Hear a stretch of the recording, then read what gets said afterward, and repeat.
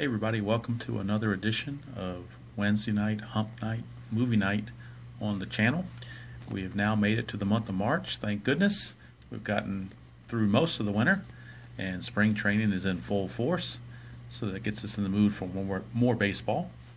And this is week 5 now, as we went through all 4 weeks of February with the movie 42, the movie Moneyball, the movie Major League, and just last week the movie 61. And now this week we are looking at Pride of the Yankees. And this is a representation of that movie with Gary Cooper. Talked about the life and times of Lou Gehrig and how he ultimately succumbed to the disease which was named after him. And to honor that, I am going to present a Strat-o-matic game between the 1927 Yankees and the 1919 White Sox. I really didn't have any older teams to pit against the Yankees. Probably should have ordered the 27 Pirates while I was ordering the 27 Yankees, but didn't do that. So to try to pick a team close to that time period, I took the 1919 White Sox. So we had a little exhibition game going on there between the Yankees and the White Sox to honor this game, or to honor this movie, I should say.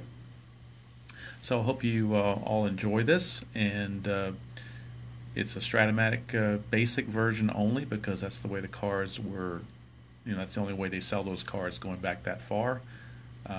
Unless you buy the whole season, I think they might do it there as an advance, but when you buy the teams individually, to get them at $1.50 a piece, they are the basic version, which I had fun playing. It's been a while since I played the basic version of Strat-o-matic, but it's not a bad deal at all. It's I had to get used to a couple things that I wasn't used to from playing the advance for so long, but it doesn't hurt to go back and go back to the roots and to the basic version. And I hope you all will enjoy this presentation, and I hope you're all enjoying the spring training that's going on right now and are got your baseball groove on. I know it's March Madness time going on, or almost going on, with the tournaments and so forth, conference tournaments kicking in. But hopefully your baseball itches need to be scratched with spring training, and hopefully some of these videos that are on YouTube will help scratch that itch also. So sit back, relax, and enjoy, and get ready for Strat-o-matic and the channel's honoring of the movie Pride of the Yankees. Hey guys, it's movie time on the channel again. This time around we're going to represent the movie Pride of the Yankees. Gary Cooper portraying the Yankee legend Lou Gehrig, and chronicling his life before baseball, his life during baseball, and then of course his demise to what we now call Lou Gehrig's disease. And so what I've got here is I've got some older cards that I ordered from Strat-o-matic. They are only in the classic version, or basic version, I guess you would call it. So I've got the Yankees. I don't have anybody else from the 27 season to play them against. So I pulled out the 1919 White Sox, figuring they were close enough in proximity.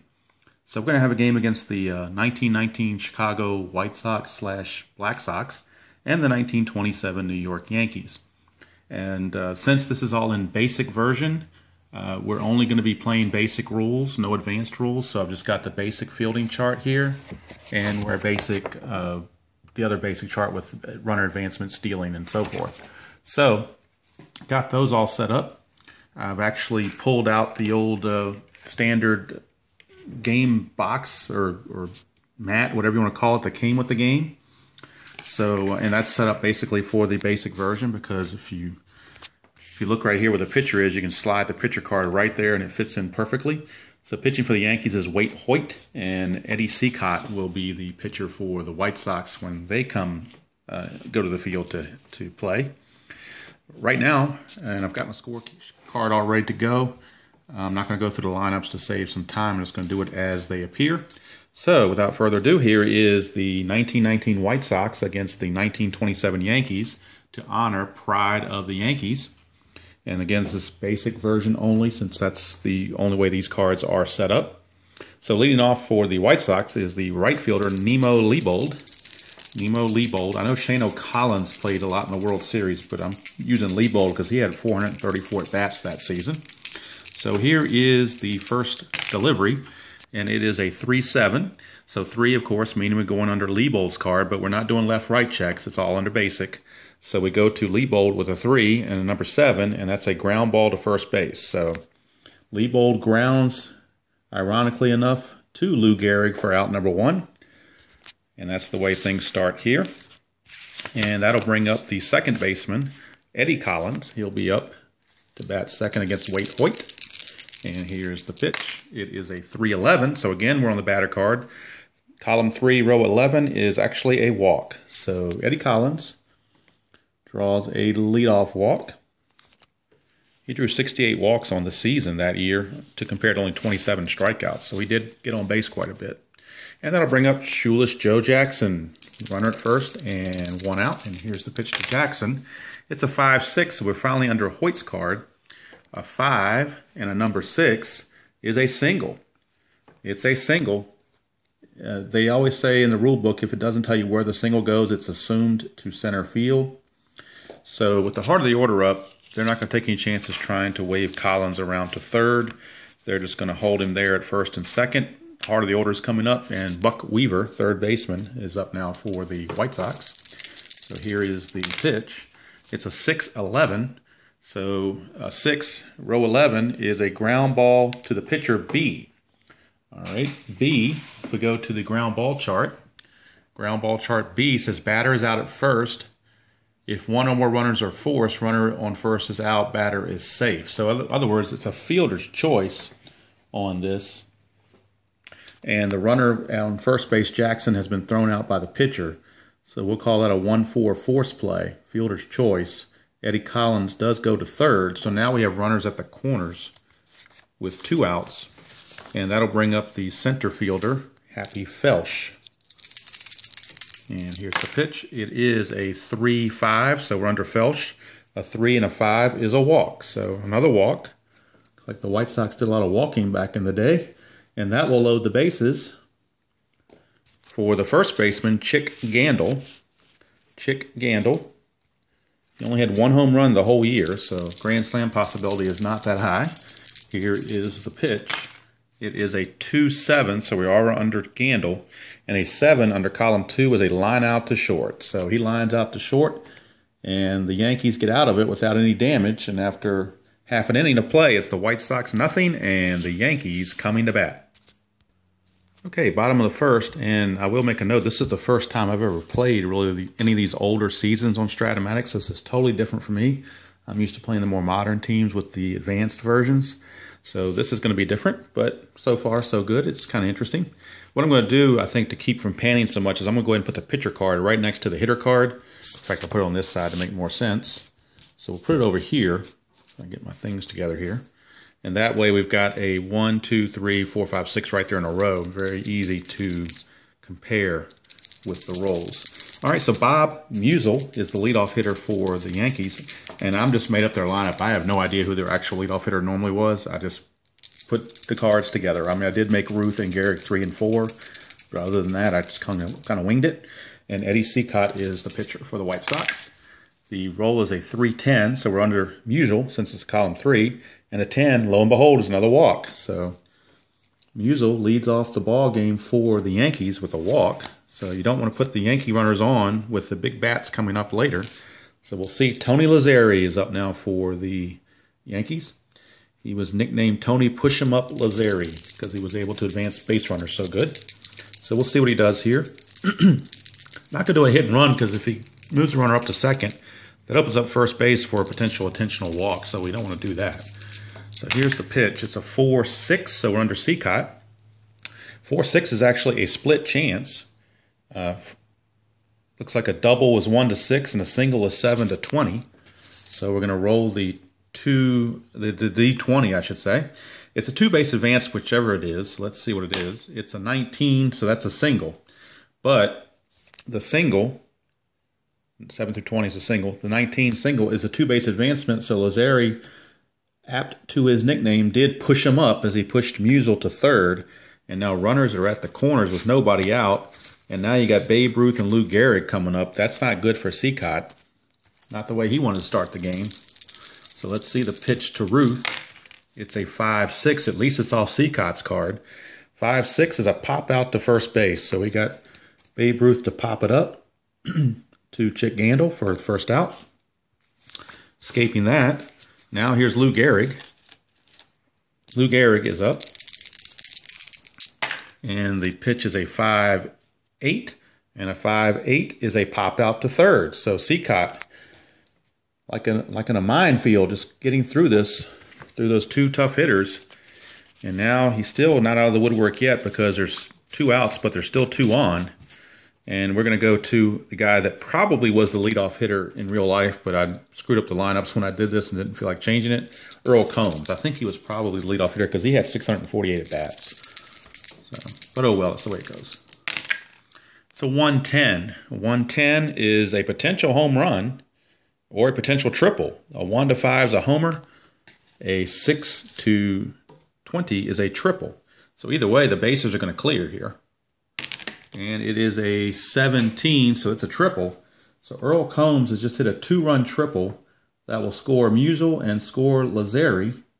And the Yankees now take a quick 2-0 lead here in the bottom of the first off of that triple by Combs. So here is Dugan. Dugan, the third baseman, bats in the 6th position. And here's the pitch. It's a 3-11. A 3-11 is a line out to second plus injury. So I really didn't plan on doing any kind of injuries on this thing. It's just a one. It's not like I'm doing a season. So I'm going to go ahead and ignore the injury thing. I'm just going to call it a line out to second base and end it at that. Keep things a little simpler. That's one if we were playing a season-long thing, then you would check the injury chart and see what his injury would be. But for this one-game exhibition, injuries are turned off. So I'm going to call it that. So after 1 inning, it's 2-0 in favor of the Yankees. White Sox will see what they can do here. Swede Risberg, the batter. It is a 5-7, and that means we're under Hoyt, and that is a strikeout. So a strikeout. Wade Hoyt comes out and strikes out Swede Risberg. Ray Schalk, the batter. Ray Schalk. Catcher, number 8 hitter. It is a 2-7. 2-7 is a ground ball to short. So Schalk is out 6-3. 2 quick outs. And now we're down to the pitcher spot. Obviously, there was no DH back in 1927 or 1919. So when you looked at Eddie Cicotte's card, he is hitting off pitcher 3. He's using pitcher hitting card number 3. And it looks like Wade Hoyt is doing the same thing. So I pulled out pitcher hitting card number 3, and that's what we're going to use. I hope I read that right. So let's see here. Cicotte, 6'10". It's off Hoyt. It doesn't matter anyway. 6'10" is a fly ball to center field. So 1, 2, 3 go the White Sox here in the top of the second.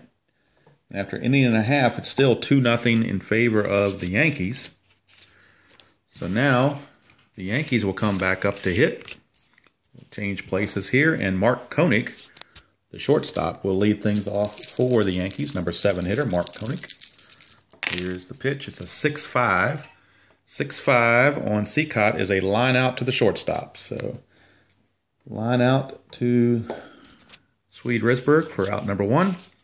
That'll bring up the number 8 hitter, the catcher, Pat Collins. So we'll see what Collins can do.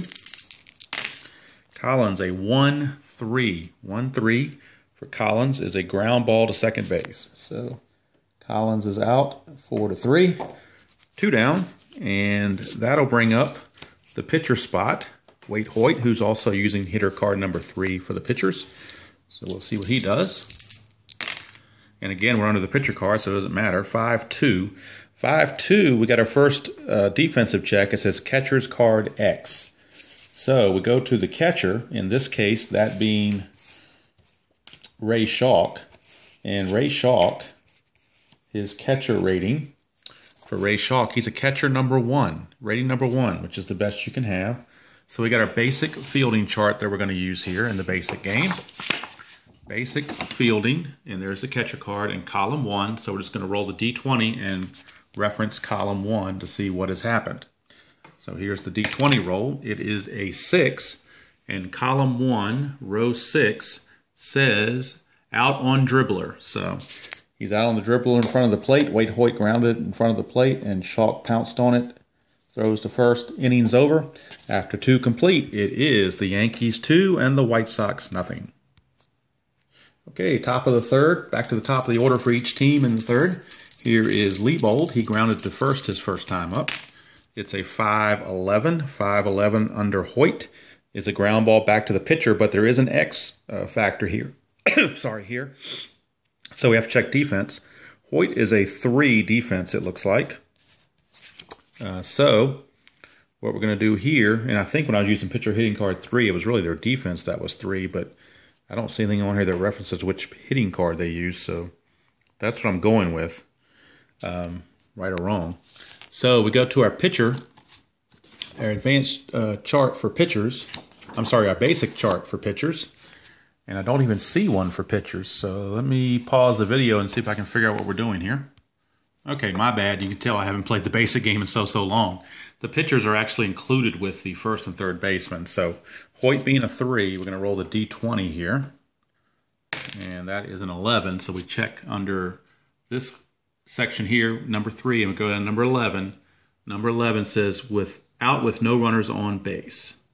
So there are no runners on base. So that means he's out. So it's a simple ground ball back to the pitcher for out number 1. Liebold is gone. And I hope I'm doing this right on the basic version, guys. I haven't played this in so long. You forget things. So here's Eddie Collins. He'll step up. He walked his first time up. It's a 1-5. 1-5 is a line out to second base. So he lines out to Tony Push-Em-Up Lazzeri for out number 2. And that'll bring up Joe Jackson, but there are 2 outs and the bases are empty for Shoeless Joe. He did single his first time up. This time it's a 1-8, so we're still off Jackson's card, and it's a potential single again. Let's see here, 1-19 will be a single, so anything other than a 20 on the D20 would be a hit. And it's a 15, so he got a hit. So Joe Jackson, 2-out single, and that'll bring up Buck Weaver. Joe Jackson's now 2 for 2. Here is Buck Weaver. And it's a 6-11 for Hoyt. 6-11 is a ground ball back to Hoyt to end the inning. So the inning's over, nothing doing for the White Sox. We go to the bottom of the third. It is still Yankees 2 and the White Sox nothing. And Eddie Cicotte back on the bump. Facing the top of the Yankee order, Bob Musial, who walked and scored his first time up. The pitch is a 3-4. 3-4 is under Musial. 3-4 is a ground ball to third. So he grounds out to Buck Weaver for out number 1. That will bring up Tony Push-Em-Up Lazzeri, but he has nobody to push up because the bases are empty. It is a 1-9. 1-9 is a ground ball to shortstop Swede Risberg for out number 2. So this time Cicotte settling down since that first innings. Although now he's got Babe Ruth to deal with, but the bases are empty and 2 outs. That's the best time to deal with Babe Ruth. So here is the delivery. And then getting it off of Ruth's card, not having it off Ruth's card is another way to deal with him. It's a 6-7. So a 6-7 is a ground ball to shortstop with an X. So we're going to check the fielding prowess of the shortstop, Swede Risberg. And Swede Risberg, according to this, is a number 2 at the shortstop position. So we're going to have the basic fielding chart, shortstop, column number 2, and we're going to roll the D20 and reference that chart. So there is the roll. It is a 4. So number 2, 4, says out. Now the number 1 next to it is with runners on base, and then we have to consult the chart. But there was nobody on base, so simply a ground out to short to end the inning. After 3 complete, it's still the Yankees 2 and the White Sox nothing. Okay, top of the 4th, and Happy Felsch, the center fielder, leads off. He walked his first time up. It's a 3-12, and a 3-12 is a ground ball to third base. So He grounds it to third for the first out of the inning. That'll bring up the first baseman, Chick Gandil. Here's the pitch. It is a 4-12, which is under Hoyt. 4-12 is a fly ball to right. So he flew out to Babe Ruth that time for out number 2. And that'll bring up the shortstop, Swede Risberg. Wade Hoyt rolling along here in this game. It's a 1-8. So under Risberg, a 1-8 is a split chance. 1-8 for a single. 9-20 is a line out. So we'll see what the D20 says. Risberg wants a 1-8. And he gets it with a number 1. So Swede Risberg with a 2-out single. May not do any good, but he got a 2-out single anyway. And that'll bring up the catcher, Ray Schalk. Ray Schalk grounded to short his first time up. It's a 2-8, and a 2-8 for Schalk is actually a single. So how about that? So Schalk singles. Risberg's going to hold at second base with the pitcher coming up next. They don't want to get thrown out and then have the pitcher lead off the next inning. They're able to clear the pitcher this inning now, and that's if he can't do anything. So Eddie Cicotte, we're going to use pitcher hitter number 3. Whether it's right or wrong, I don't know. But that's what we're using. So Cicotte is up with 2 outs and 2 on. It's a 6-12, so it's irrelevant. We're under Hoyt. 6-12 is a pop-up to the first baseman, Gehrig. So the inning is over. We go to the bottom of the 4th. Still 2-0 in favor of the Yankees. And leading off for the Yankees will be Lou Gehrig. He will lead things off here to start the bottom of the 4th. And he popped to third his first time up. This time he's off his own card. It's 3-7. And a 3-7 is a split chance. A 1 is a home run.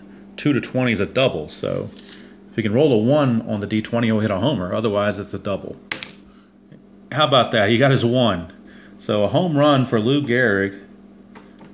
What's the chances of that? Well, 1 in 20, I guess. I mean, it's, what, 5% chance? But he found it. So Lou Gehrig. Wow. Who would have thunk it? So, Yankees now take a 3-0 lead, and here's Earl Combs to bat. It is a 1-9. A 1-9 is another split chance. A triple is 1-17, or a double is 18-20. So, starting to get to Cicotte here. It is a 9, so that is a triple. So we've got a home run, and Combs has got his second triple of the game. He tripled in 2 runs in the first inning. So Earl Combs, I thought he should have been the leadoff hitter, but maybe it was a good idea putting him in the fifth slot because he's had 2 triples now. And that'll bring up Joe Dugan. They got to play the infield in. They don't want any more runs to come across, even though there's nobody out. They're still going to play the infield in. It's a 2-8.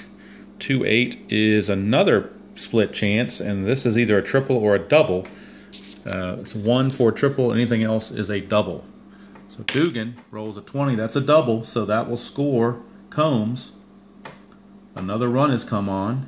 It is now 4-0 Yankees, and Cicotte's getting laid to waste here in this inning.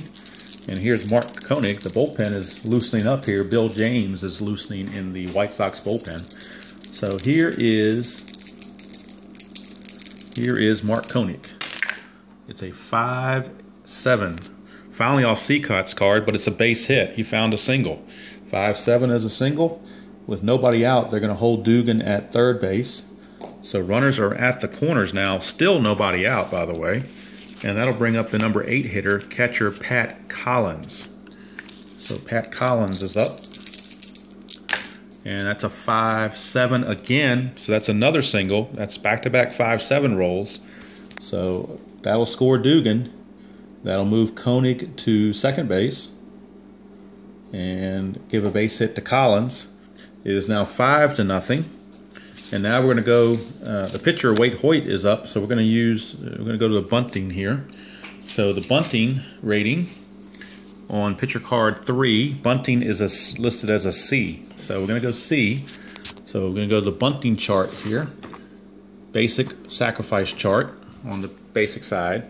And actually it really doesn't matter what their rating is in the basic. We're just going to roll 2d6s and see what happens. It doesn't matter what their bunt rating is. So here is the bunt chance. It's an 8. An 8 And an 8 says batter is thrown out by first baseman, runners advance 1 base. So the sacrifice hit works. 3-4 put out. And runners are at second and third now with only 1 out. And back to the top of the order, and Bob Musial, the infield is in, try to cut the run off. Here is the pitch. It's a 1-4, so we're under Musial. 1-4. It's a ground ball, pitcher A. Ground ball, pitcher A. Runners hold. It says here, if no runners are forced, runners hold. So it's a 1-3 put out for out number 2. Is Cicotte got Musial to ground out, but now he's got Tony push him up Lazzeri, who's got 2 runners on base to be pushed up. So we'll see if he does it. Here is the pitch. It's a 4-10. 4-10 off Cicotte is a strikeout. So he didn't push him up that time. He got struck out. So Cicotte finally gets out of this thing, but 3 runs come in for the Yankees, and after 4 complete, it's the Yankees 5 and the White Sox nothing.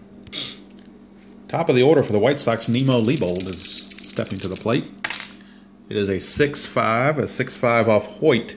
Split chance. 1-2 is a double. 3-20 is a single. So we know he's got a hit, and it's going to be a single. So Leibold leads off the top of the 5th with a single. And that'll bring up Eddie Collins as the White Sox try to rally here. Eddie Collins is up.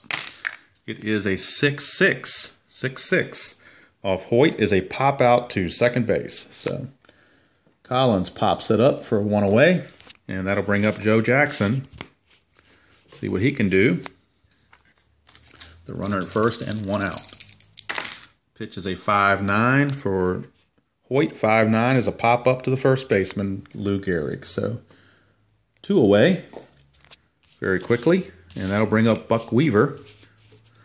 So Buck Weaver is up. The pitch, it's a 2-10. 2-10 is a single. 2-10 is a single, and with 2 outs, Leibold's going to motor over to third base because the Yankees aren't going to make the throw. They don't really, not going to take a chance on throwing the ball away. It's just runners at the corners with 2 outs. And that'll bring up Happy Felsch. Happy Felsch, the batter. Happy Felsch. It's a 4-11. 4-11 off of Hoyt's card. It's a ground ball, shortstop X. So we have to check Koenig, the shortstop, and see what kind of defensive player he is. And according to the card, Mark Koenig at shortstop is a number 2. So we go to the defensive chart, basic defensive chart, shortstop number 2. And we're going to be referencing that column based on the D20 roll. So here's the D20. It's a 16. So a 16, number 2, 16 says out number 3. But again, there are 2 outs in the inning, so we don't need to worry about any of that. That's simply going to be a 6-3 ground out. And the inning is over. So we go to the bottom of the 5th. It's still Yankees 5 and the White Sox nothing. Okay, Cicotte's still in there facing Babe Ruth to lead off the 5th. It's a 1-6. Babe Ruth 1-6. It's a fly ball to right field. So Ruth flies to right as Cicotte wants to see if he can't settle things down a little bit. Here's Lou Gehrig, though. He homered his last time up. He found that number 1 on the D20 roll. It's a 4-6. 4-6 is a split chance. It's either a single or a double. 1-6 is the D20 chance for Gehrig. And he got an 11, so that's a single. So Lou Gehrig with a 1-out single brings up Earl Combs, who has tripled both times he's come to the plate. So 2 for 2 with 2 triples. Whoops, that's a mishap. Only had 1. Missed the box there, so it's like a foul pitch, I guess. No play. We'll start again. It's a 6-4. 6-4 is under Cicotte, and that's a fly ball to center field X. So we're going to check Happy Felsch and his defense. And Happy Felsch is listed as a center fielder 1, so he's got the highest rating you can have. So we'll go to our basic fielding chart for the outfield, which is right here. It doesn't matter if you're center, right, or left. It's number 1. So we're going to check the D20 and see what we get. It's a 1, so it says out number 4. Out number 4. So if there is somebody on base, we need to check what out number 4 means. It says here, Sorry about that, guys. Had a little barking there. Out number 4 on the runners says runners hold. So that's what the out number 4 means. So it's an easy play there for Felsch. Gehrig had to hold. There are 2 away. And that'll bring up the third baseman, Dugan. And we rolled a 5-7 on Cicott's card. A 7 is a single. So it's a single, so Lou Gehrig's going to stop at second base. He didn't really run that fast. So we've got runners at first and second now. Runners are at first and second. And that'll bring up the shortstop, Mark Koenig, with a chance to add to the lead. Bill James, is still throwing in the bullpen. So this is not the Bill James that wrote all the baseball books. This is a different Bill James, obviously. Mark Koenig with 2 outs and 2 on. It's a 3-10. 3-10 is a single with a 1 star. So that means Gehrig has to stop at third. The bases are now loaded on that single. And now we go to the number 8 hitter, Pat Collins. And Cicotte is just about at the end of his rope here. If he doesn't get Collins, I'm sure he's done. So we'll see. The pitch is a 3-7. For Collins, a 3-7 is a ground ball shortstop. So Cicotte got out of it without allowing any runs. So after 5 innings, it's 5-0 Yankees. Okay, top of the 6th, Chick Gandil to lead things off. It is a 5-11 under Hoyt. That is a ground ball pitcher X. So again, I'm assuming he's a number 3 because that's all it says there is 3. You will roll the D20. That's a 6. And number 3 says it's an out. So Gandil is out 1-3. And that'll bring up shortstop Swede Risberg. Cicotte is scheduled to bat 2 more batters away, so if they get to him, they will certainly pinch hit. Here's Risberg. It's a 1-5. Risberg, 1-5 is a ground ball to third base for out number 2. So that'll bring up catcher Ray Schalk. And that is a 2-5, and under Schalk, a 2-5 is a walk. So 2-out walk to Schalk. And that'll put the runner on first base with 2 outs, and that will allow the manager to pinch hit for Cicotte. So Cicotte's going away. And we're going to bring up Shane Collins. Shane Collins is going to pinch hit for Cicotte. So let's see what Shane Collins can do. It's a 4-5, which is under Hoyt. It's a ground ball, second base C, so the inning is over. So Collins unable to get the job done. And nothing doing for the White Sox. Hoyt has pitched a shutout through 6, so he's been in control the whole way. And new White Sox pitcher will be the aforementioned Bill James. He is on. Bill James is on to pitch the 6th. And he'll start out by facing he'll start out by facing the pitcher. I need to put the pitcher hitting card in there because Collins made the last out. Hoyt is actually going to lead off, so James gets to face the pitcher. Here's the pitch. It's a 4-11. Under James, 4-11 is a walk. How about that? He walks the pitcher. So that's not a good way to start, walking the opposing pitcher. That won't get you any prizes with the manager. So here's Bob Musial. And that's a 2-9. 2-9 on Musial is a single star. So Hoyt motors around to third base. Runners are at the corners now with nobody out. And the Yankees starting to assert their authority here in this game. And here comes Push 'em Up Lazari again with 2 on and nobody out. It's a 6-4. So Bill James, 6-4. He walked the batter again. So now the bases are loaded with nobody out, which is not where they want to be, especially with Babe Ruth coming up. So getting from bad to worse for Bill James. Here's the pitch. It's a 6-9 for Bill James. 6-9 is a single. So just a 1 base advancement for the Yankees. They're going to play it station to station with the big boppers coming up. So they just move along the chain. Base is still loaded. Nobody out for Lou Gehrig. That's why they're called Murderers Row. Gehrig, 4-6 under James. 4-6 is a fly ball center field B. Now on the fly ball advancement, center field B, or fly ball B, Runner on third scores. So it's a sacrifice fly. So a sacrifice fly for Gehrig. They at least get an out, but Musial does come in to score on the sacrifice fly for the second run of the inning. It's now 7-0. The Yankees now have a touchdown lead. Giants over the Bears. All right, here's Earl Combs with runners at first and second, one out. It is a 5-8. A 5-8 is a fly ball right field B. So no advancement there since no one's on third. That is out number 2. And that'll bring up Joe Dugan, the third baseman, with 2 outs. It's a 4-5, and a 4-5 is a ground ball to second base. So no more damage done, but enough damage. There's 2 runs that came across, and at the end of 6, it's the Yankees 7 and the White Sox nothing. Sorry about that, guys. The phone slipped out of my hand. Don't know how that happened, but oh well. We start at the top of the 7th, and it'll be top of the order Nemo Leibold. He has a 5-10 off of Hoyt, which is a catcher's card X. So the catcher for the Yankees, in this case, is the, let's see if I can find him here, Pat Collins. He's catcher number 3. He's a 3-rated catcher. So we go to the basic chart, look up the catcher card, roll D20, and consult column 3. The roll is a 4. Consult column 3 on a 4. That is a pop out. So it popped out. He fielded that play cleanly. 1 away for the White Sox as Leibold pops out, and that'll bring up second baseman Eddie Collins. Eddie Collins will be up. They just can't get anything going off Wade Hoyt. Here's a 3-6 for Collins. That is a fly ball to right field to Babe Ruth. So 2 down, and that'll bring up Joe Jackson.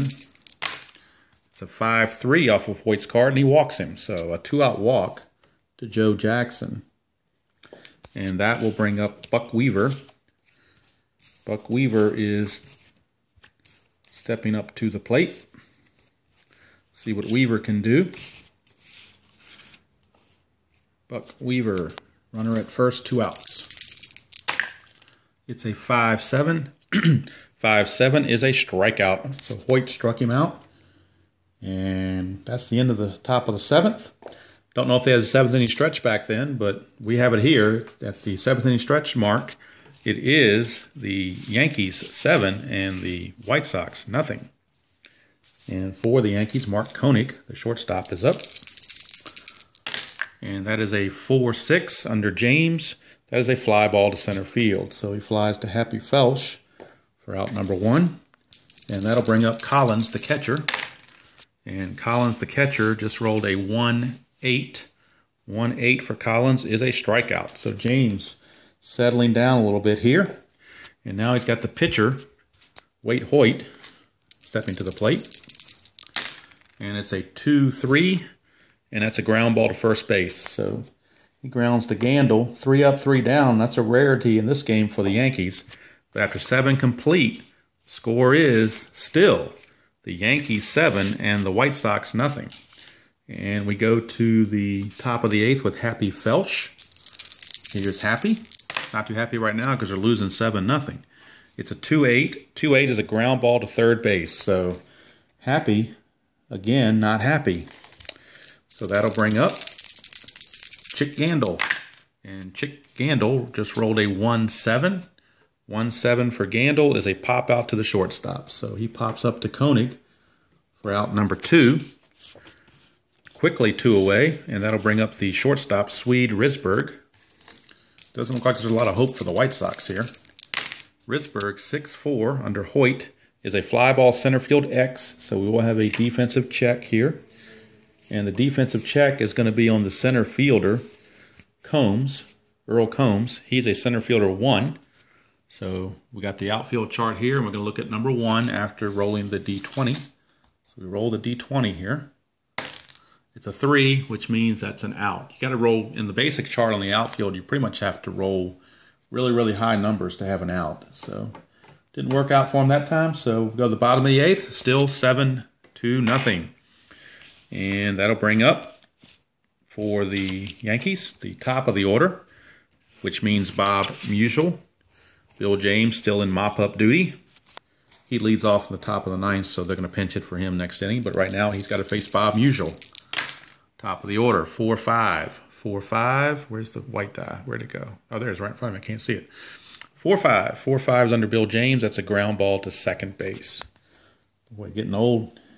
Can't see these things. The white dice, or the white die in the background of the crowd there, kind of blended in. I'm sure everybody else saw it. I was the only one that couldn't see it. All right, Tony Lazzeri, nobody to push up, but here he's going to bat anyway. It's a 5-10. A 5-10 under Bill James. Potential home run. So 1-5 is a homer. 6-20 is a double. So let's see what happens here. 1-5 is a home run. It's an 11, so he got a double. So Lazzeri with a one-out double.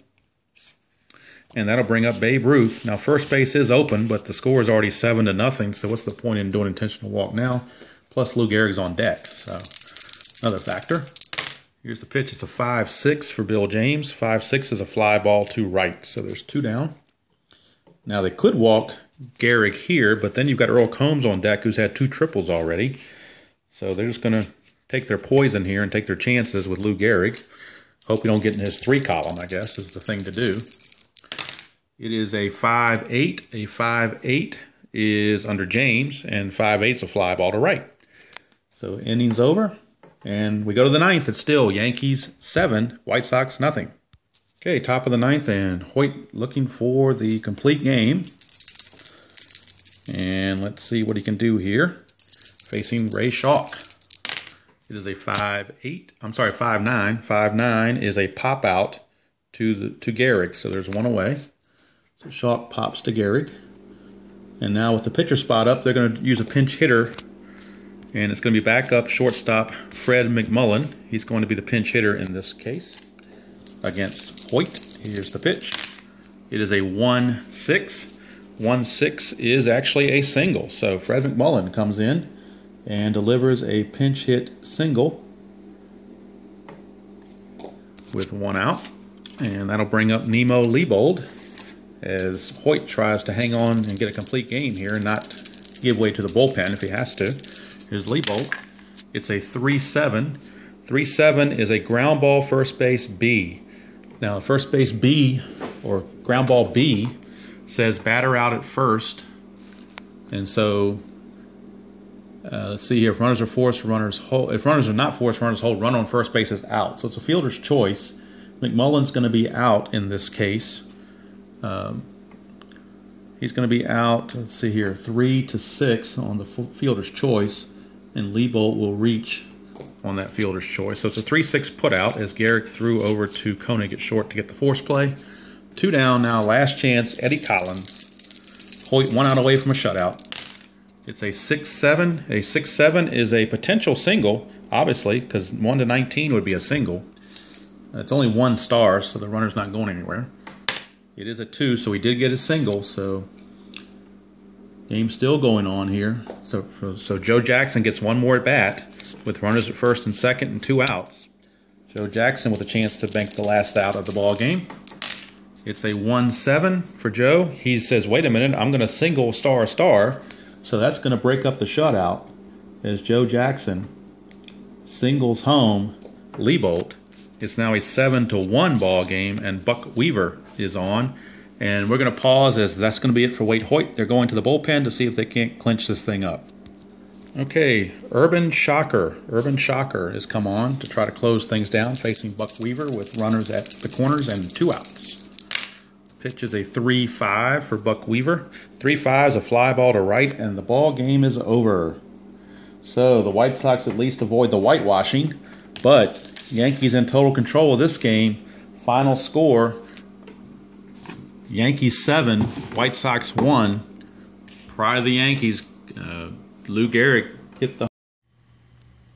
I hope everybody enjoyed that presentation of the Strat-o-matic board game between the 27 Yankees and the 1919 White Sox. Couldn't get as close of a game as I would have liked. However, the White Sox did finally avoid the shutout at the end. But Wade Hoyt was just in control the whole way, and the White Sox really couldn't get anything generated at all. And they got to Eddie Seacott pretty early and just kind of cruised from there. So, with these videos, you never know. It's a live presentation at the time, so you never know if you're going to get a blowout or a close game. And I'm not one to interrupt a blowout to go back and start over again to try to get a close game. It just is what it is, and that's what happened there. So, hope you enjoyed that. And now we've done 5 movies or 5 games based on baseball movies. And game number 6 is next week. And game number 6 will be in honor of the movie 8 Men Out, about the 1919 Chicago White Sox gambling scandal. And I know I used the 1919 White Sox in this video here. That was Strat-o-matic. This is going to be Status Pro. I got the cards for the 1919 White Sox and the 1919 Reds basically for free. I just Googled Status Pro 1919 and someone had those out there in a PDF format that you could print off for free, which is what I did.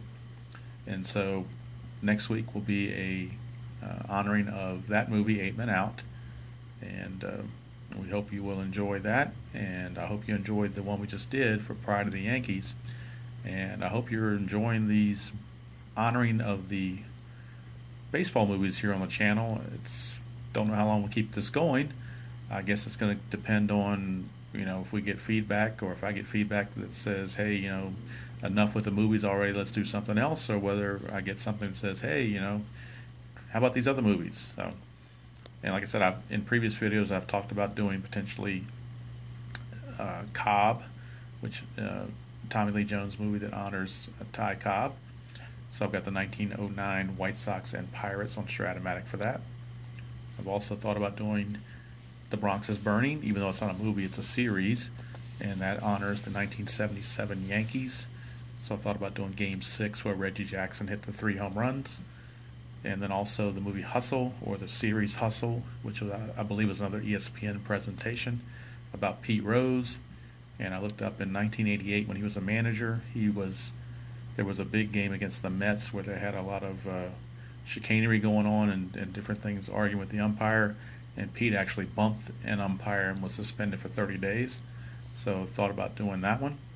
I've also got cards created that I made off History Maker Baseball's player creation to honor the movie Bad News Bears, the original one, not the one with, this is the one with Walter Matthau in it, not the newer one with Billy Bob Thornton. This is the one with Walter Matthau, the original. And so I used the History Maker Baseball player creation to create the Bad News Bears as best as I could, and then also I just kind of had to make fictitious rivals for them, which was the Little League Yankees. So that's certainly a possibility as well. And I'm pretty much open to anything. It just depends on whether I have the card set for it or not. But everything to me is fair game. I'm up for pretty much anything as long as I think it'll be entertaining, or at least fun. So I hope you enjoyed this one for Pride of the Yankees, and we'll see everybody next time.